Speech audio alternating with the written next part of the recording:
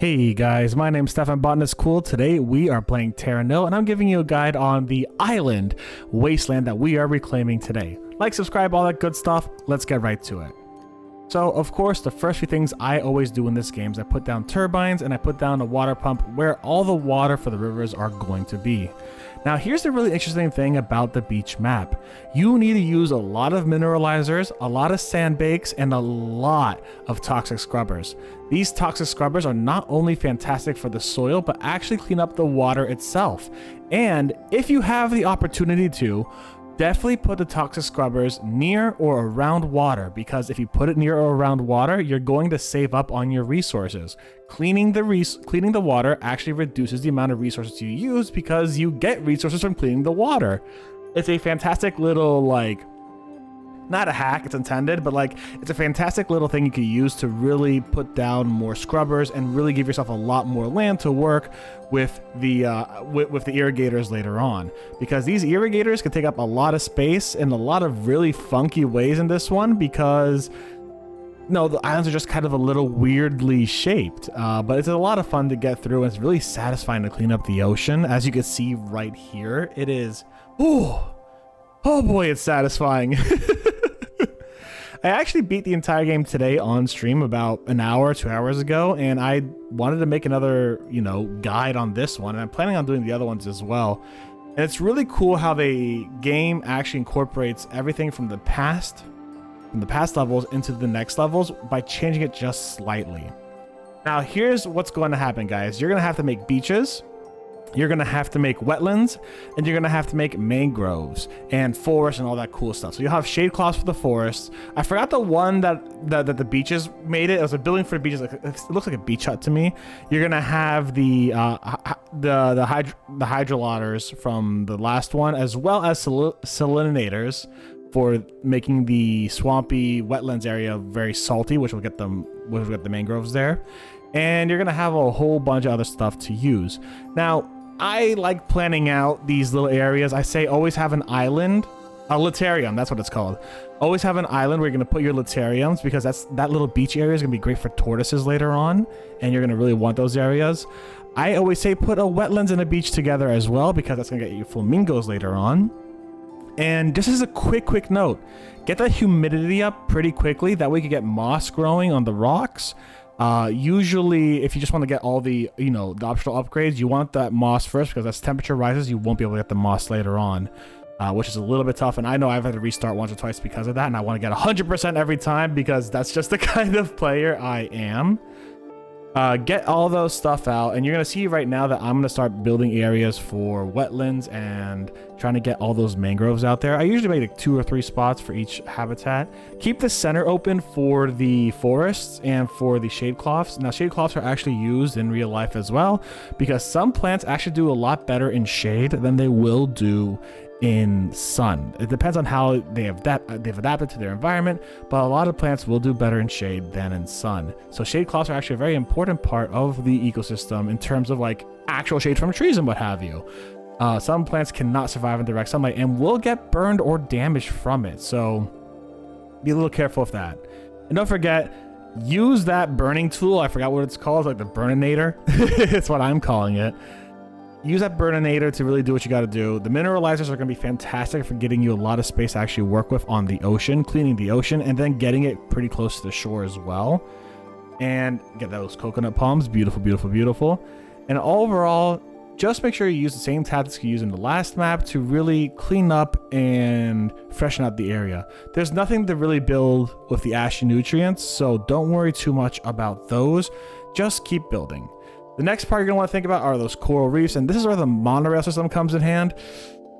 On the first part, the monorail system's kind of hard, and you're going to be really using those mineralizers to make monorails around the island to transport some of those coral reefs. And you can see I'm having actually quite a bit of trouble here trying to figure out where I'm going to put them until I find like an area just barely to the right here where I can just kind of throw all these beautiful, beautiful coral reefs. And clean up the area before, because that'll make it a lot easier to get a lot more points from those coral reefs. So clean up the areas, get it all planned out, and try to have some coral reefs next to some mangroves. That'll get you the reef sharks later on, and They look really, really cool. It keeps some big areas of oceans without coral reefs, because that'll help out with the whales later on as well. But you're gonna see that I'm gonna start cleaning up areas, and now that it's starting to rain, it's gonna clean up itself a bit more. And I got all the way up to 40 degrees Celsius, which is the highest amount you should get up to this map. It'll get you dragonflies, which is very useful and very pretty and very nice. And as you continue going on, you're just gonna see that I'm kind of putting final touches on making that monorail system. It's very important to get this monorail system going, because in all reality, that's going to be the hardest part of the second phase of this map, is getting that monorail system going. In the third phase, you will actually get like the ability to throw rocks wherever the fuck you want to, and that will be fantastic. And you see, I'm going to use that a lot. Starting from right now, I'm really just going to start yeeting rocks wherever I can. Start collecting things, yeeting rocks, getting everything ready to build, and just starting that. Always recycle the things you know you're not going to need to use. Recycle them, get them out of the way, and start planning to build the monorail and moving the rocks where you need to move them.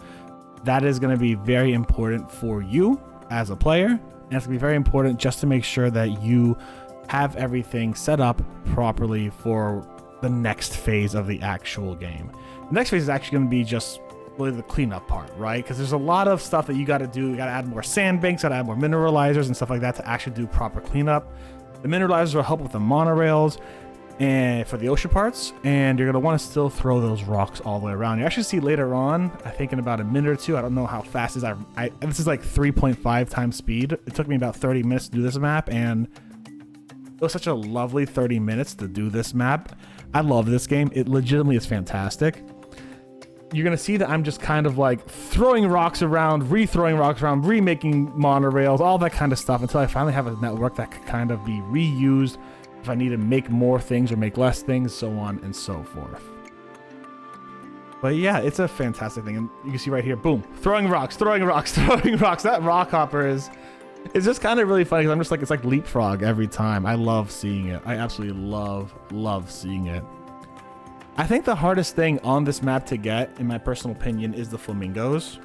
Everything else is kind of easy. Parrots, you just need that forest. The flamingos, I think you need, I think it's beach and marsh together, beach and wetland together, but I'm not 100% sure. I do not remember. Tortoises are easy. You just have to have that little islandy area. If you do actually have an island off the shore, sometimes those will spawn in.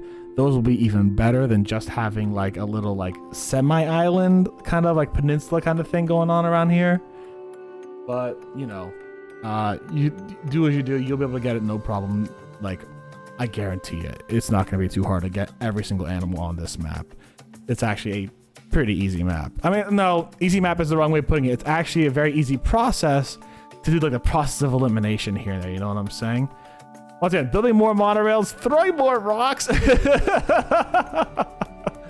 Just kind of yeeting these rocks all over the place. I love it. And I will say this, actually, for like a legitimate beach kind of environment, because I've swam with sharks, I've swam with turtles, it's really cool stuff. For like beach environments, I feel like this is just so cool, because like the jellyfish are coming in, the dragonflies are coming in. This reminds me vaguely of like Keys S vibes. And I appreciate it. I'm adding more wetlands, you can see, just to actually get those flamingos in there. The flamingos need the wetlands and the beach together, so don't be afraid to kind of mix and match here and there. I know that at this point in time when I was playing the game, I was kind of pissed off that center area over here. I guess I saw some whales.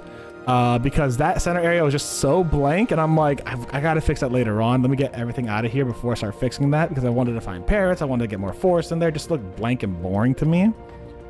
So I wanted to fix that as soon as possible. And I would say, hey, if you're playing this game, definitely add more beach, take more time, enjoy yourself. And I know I'm saying I'm doing this in like 30 minutes. That's because I want to make sure I get the basics out to you guys of how to take care of each of these ecosystems, because they aren't, you know, they aren't all easy, and they all have their own different nuances in how to take care of them. I haven't even tried the archipelago map, which later on I will have to do, because I just beat this game. There's more and more to do. I'm going to have like the first 4 episodes out one week and the next 4 episodes out the next week for all the alternate maps. It's really cool. All right. Now you see, we've clearly beaten everything. And we got the whales, we got the burbs, the migratory burbs. We have the flamingos. We have everything in here. Oh God, it looks so beautiful. The art on this game is absolutely gorgeous. Like, absolutely gorgeous. The art is fantastic. I love it to bits.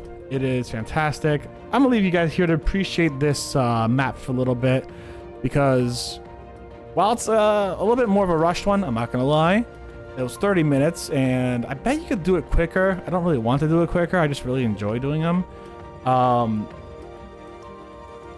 There's a lot of things that just like, I don't know, it's just such a beautiful game. It's such a beautiful map, such a beautiful everything. I love it. Y'all get this game if you haven't already. It's a blast. Look at those tortoises just having a good time. Anyways, I'll leave you to relax with this for a little while. Y'all stay safe. Stay Botanist Cool. And I'll see you on the next episode of Terra Nil. Bye, everyone.